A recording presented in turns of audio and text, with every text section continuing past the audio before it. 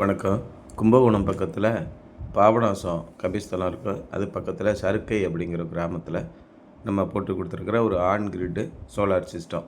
இப்போ நிறைய பேருக்கு சந்தேகம் சோலார் சிஸ்டத்தை பற்றி அடிப்படையான சில விஷயங்கள் கூட தெரியாமல் இருக்குது. அதோட நிறைய பேர் குழப்பையும் விட்றாங்க, பயமுறுத்தியும் விட்றாங்க. இப்போ இது பார்த்திங்கன்னா கபிஸ்தலத்துலேருந்து ஒரு 3-4 கிலோமீட்டருக்கு உள்ளே இருக்கிற ஒரு இன்டீரியரான வில்லேஜ். சார், இந்த ஆன் கிரிட் சிஸ்டத்துக்கு நெட் மீட்டர்லாம் கிடைக்காது. அது மெட்ராஸு, திருச்சி, அப்புறம் அந்த மதுரை, சேலம், இது மாதிரி கோயம்புத்தூர் பெரிய பெரிய ஊர்களில் தான் கிடைக்கும்.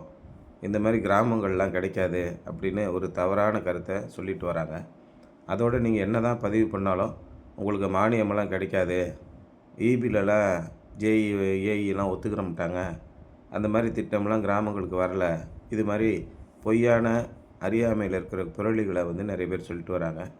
அதுக்காக தான் முக்கியமாக நான் எல்லா வீடியோவுமே உங்களுக்கு அப்லோட் பண்ணிட்டு வரேன். இது ரொம்ப ரொம்ப உள்ளே இருக்கிற ஒரு குக்கிராமம். மொத்த தலைக்கட்டு ஒரு 200 பேர் தான் இந்த கிராமத்தில் இருப்பாங்க.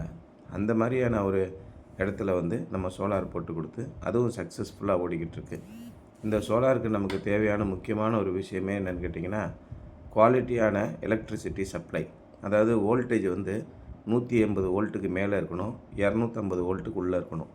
நீங்கள் கிராமப்புறங்கள்னு போனாலே நிறைய இடங்களில் பார்த்தீங்கன்னா வோல்டேஜ் ரொம்ப கம்மியாக இருக்கும்.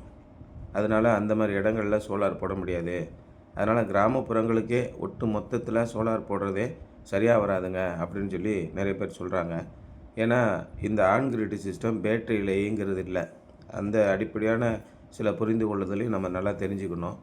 இது சோலார் பேனல்லேருந்து வரக்கூடிய மின்சாரத்தை பேட்டரியே இல்லாத ஒரு இன்வெர்ட்டர் இருக்குது, அதான் ஆன் கிரிட் இன்வெர்ட்டர்.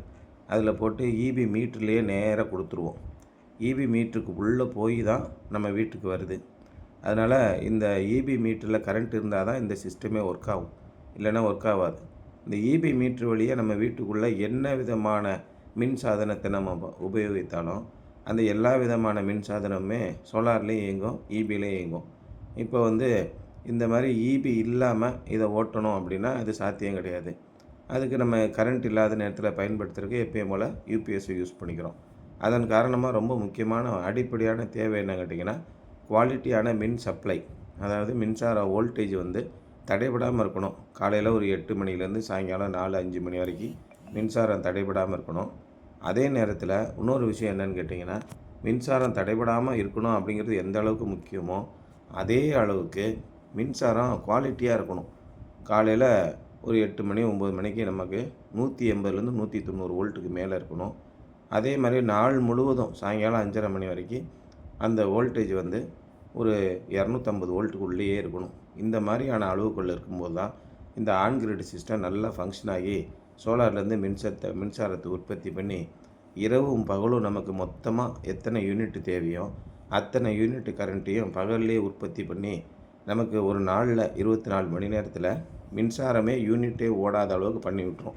அதன் மூலமாக நம்ம எலக்ட்ரிசிட்டி பில்லே கட்ட வேண்டியதில்லை.